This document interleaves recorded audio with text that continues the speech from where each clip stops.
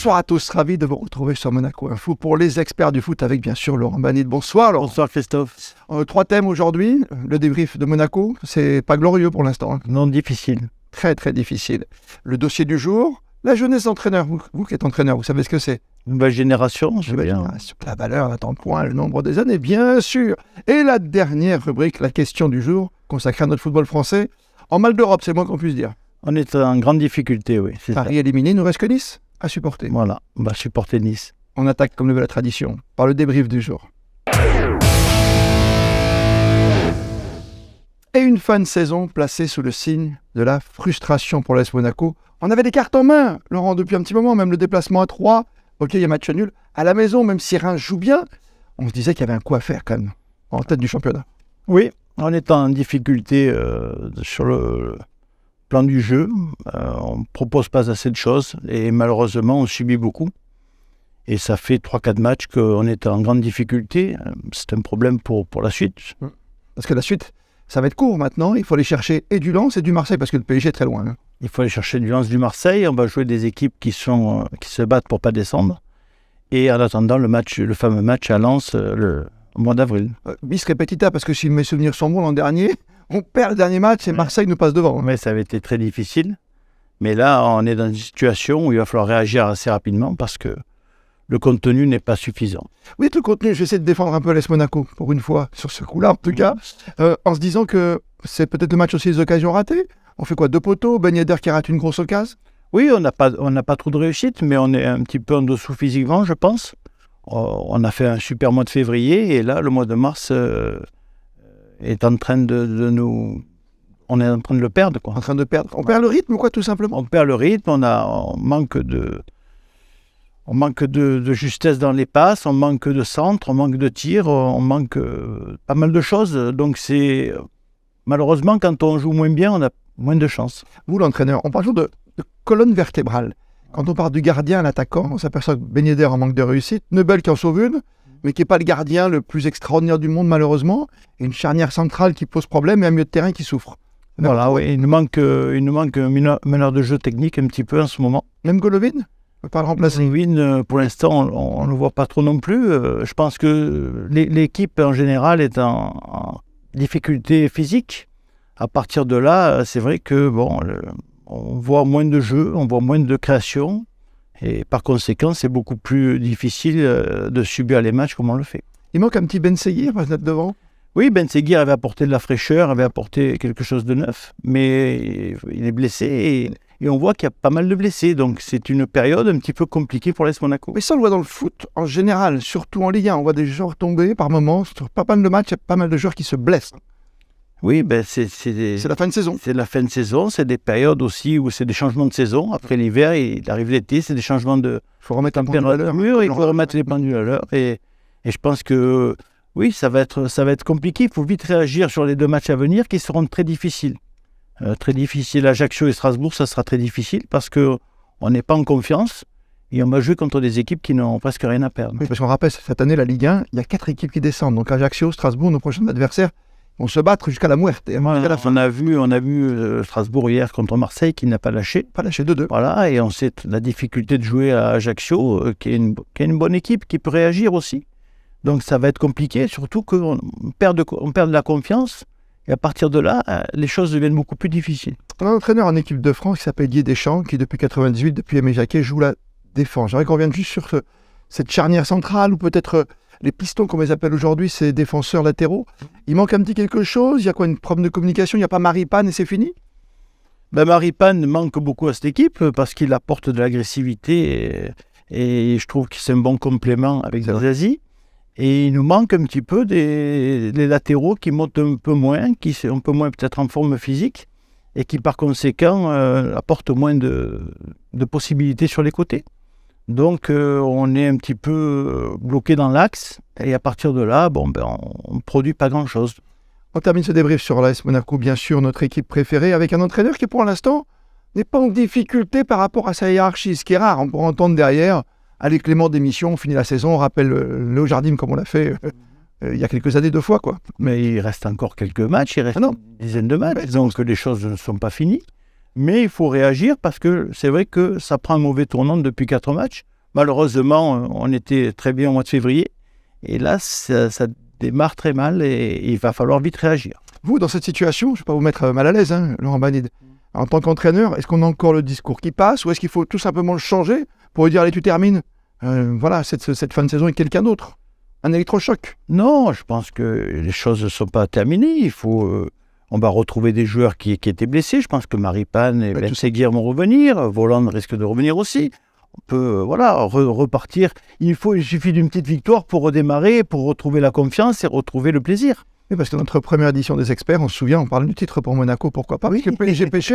On est 4e, ce qui n'est pas dramatique non plus, parce que ça coince à Marseille, il n'y a que Lens qui va bien. Lille et Lyon, on fait match nul. Rennes, ça va pas très bien non plus. Il n'y a que Reims qui va nous embêter presque. Dans notre rétroviseur, on n'est pas trop embêté. Et je pense que Lens va être notre adversaire le plus difficile à jouer, puisqu'en plus, on va chez eux. Ouais. Donc, il ne faut pas trop s'éloigner d'eux et vite réagir par rapport à cette situation. Et Lens qui a eu son petit trou d'air aussi. Hein. Voilà, c'est fini. 3-4 matchs où ils ont bricolé. On va se ressaisir, n'est-ce pas, Laurent Banide? Oui, bien sûr. Très bien. On va aller suivre ces Monégasques jusqu'au bout, bien sûr. Et notre dossier est consacré à la jeunesse entraîneur. On l'a vu, Laurent Banide à Monaco, Will Steele, qui à 31 ans a imposé son style. Il est polyglotte, hein, parce qu'il y a de tout. Il y a des Japonais, il y a un peu de tout. Hein. Il y a des Américains, il y a un peu de tout dans cette équipe. Une équipe avec beaucoup de nationalités, mais qui joue bien au football. Ça joue très bien. C'est quoi, c'est le discours qui a changé? C'est la musique dans le vestiaire, c'est pas que ça? C'est pas que ça, mais chacun apporte des nouveautés. C'est bien qu'il y ait des jeunes pour apporter de la fraîcheur. C'est bien qu'il y ait de l'expérience aussi. Je pense que voilà, il n'y a pas de vérité et l'important c'est d'amener son groupe à la victoire et au moins avec un état d'esprit et de la qualité dans le jeu. Qualité dans le jeu. À quel âge avez-vous commencé, je peux me permettre? 38 ans et demi, 39 ans. Hein, voilà, ouais. D'accord. C'est l'âge de Digard à Nice, quoi, par exemple. C'est ça, ouais. C'était une drôle d'expérience parce que j'avais quand même une vingtaine d'internationaux. Donc j'ai démarré avec 20 internationaux dans le vestiaire. C'était pas évident. Il y avait de l'ego dans le vestiaire, ça voulait dire? Ah oui, c'était important. Mais bon, je l'ai fait. Mais c'est vrai que maintenant, je pense que c'était quand même pas évident. Quel joueur vous posez le plus de problèmes, si vous pouvez le dire, bien sûr? C'est quoi? C'est les gens les plus connus, finalement? Ou c'est ceux qui veulent prendre la place des stars? Non, les stars, c'est vrai que c'était problématique, mais il faut leur parler individuellement, il faut essayer d'avoir tout le monde avec soi. C'est un petit peu compliqué, mais ça prend du temps. Mais je pense qu'au fur et à mesure, les résultats aidant, ça se passe mieux. Il y a quelqu'un qui peut prendre le relais? Je ne veux pas sortir vos secrets de vestiaire, mais j'aime bien ouvrir l'armoire aux souvenirs. Il y a un joueur qui vous a aidé peut-être à bien vous installer à 39 ans? Lucas Bernardi a été important parce qu'il était un meneur d'hommes et il m'a bien soutenu, donc ça a été un garçon que j'ai pas oublié. Et Laurent Banide, comme un Digard, comme un Will Steele, est-ce qu'il vient avec un carnet différent? Est-ce qu'il y a aujourd'hui une génération 2.0 avec des datas de tous les côtés? Comment il arrive? Qu'est-ce qu'il impose de plus? Il ne va pas simplement changer la musique, hein.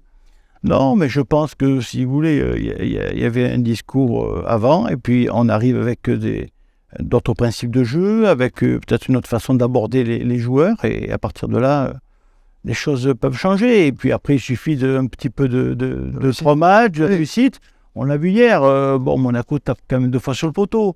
Donc voilà, il y a la réussite qui va et ça leur va bien. Donc bravo. Pour Reims, c'est quand même 19 matchs sans défaite. Et à contrario, quand un club va mal, on en parlait dans la première partie de l'émission, dans le débrief, on fait appel à un grand ancien comme un Antonetti qui va à Strasbourg pour sauver quoi? Ben oui, parce qu'il a l'expérience, il a connu beaucoup de clubs, il connaît ces situations-là et on ne perd pas de temps. Ouais. Avec l'expérience, on perd moins de temps que quand on est jeune où on tapote un peu de partout. Un peu, par exemple. Voilà, et à part Antonetti, c'est ce qu'il veut. Ben Antonetti, il arrive, il sait que voilà, il est limité dans le temps et il faut qu'il ait des résultats rapidement. Ouais. Donc, je pense que c'est un bon choix. Un bon choix de prendre un sauveur quelque part pour le Racing Club de Strasbourg. Pour Monaco, on continue avec le même pour l'instant. Et pour Nice et pour Reims, on fait confiance à la jeunesse. À suivre.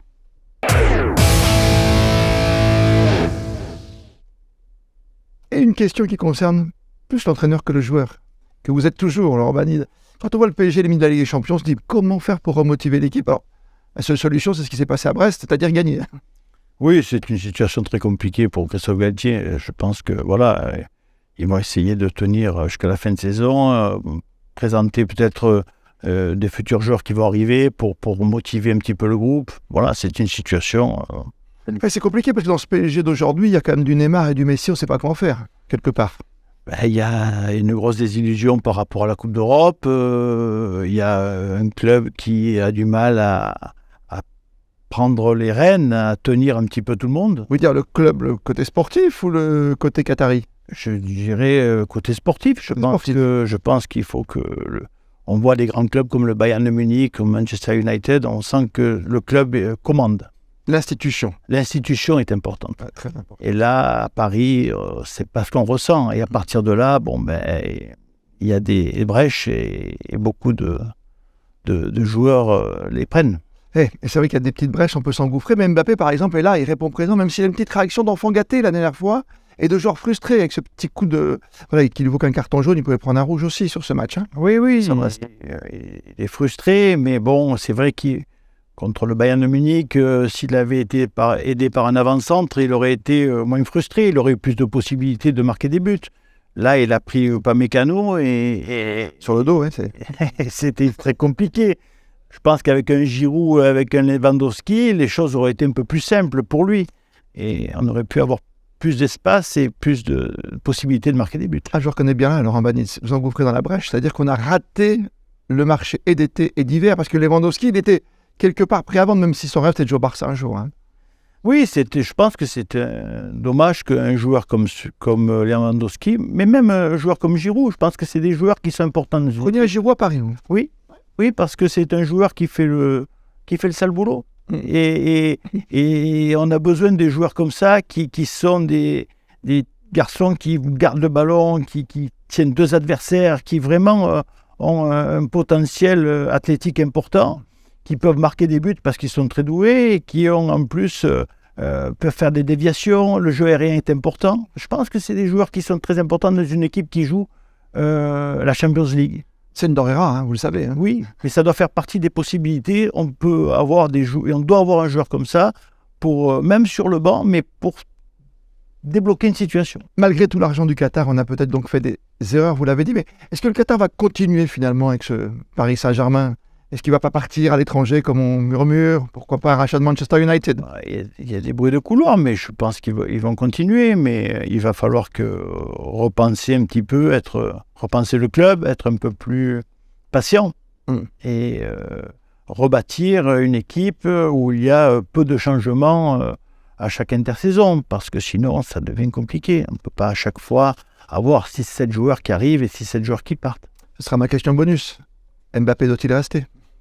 Et je pense qu'il doit avoir des envies d'ailleurs parce que la frustration commence à monter.